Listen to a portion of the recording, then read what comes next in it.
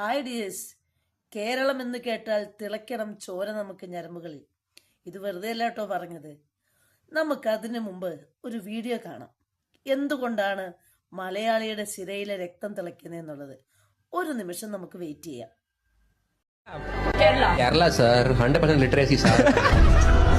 Your parents have sex every day for the rest of your life, or എന്ത് തങ്കപ്പെട്ട മനുഷ്യനല്ലേ.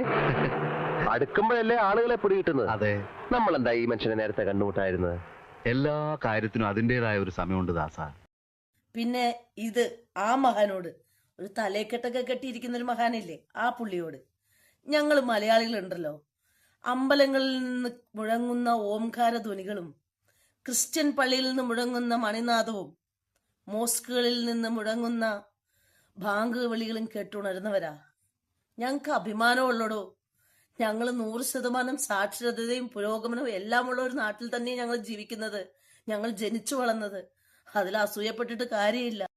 പിന്നെ ഉണ്ടല്ലോ, ഞങ്ങളുടെ തല വെയിലും മഴയും മഞ്ഞും എല്ലാം കൊണ്ട് ഉരുക്ക് മുഷ്ടിയാൽ വാർത്തെടുക്കപ്പെട്ടതാ, ഉരുക്കിനാലുണ്ടാക്കിയതാ.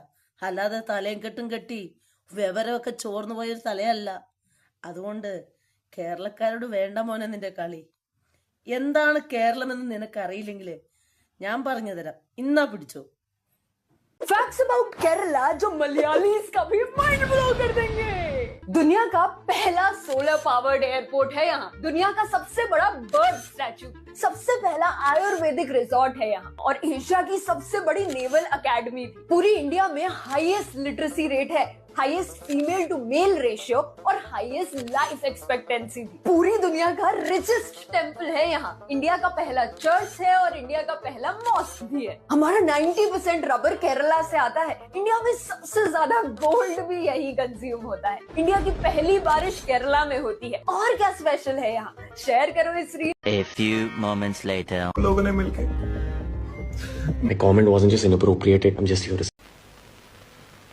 അങ്ങനെ പവനായി ശവമായി. എന്തൊക്കെ ബഹളമായിരുന്നു. മലപ്പുറം കത്തി, മെഷീൻ ഗണ്ണ്, ബോംബ്, ഒലക്കര മൂട്.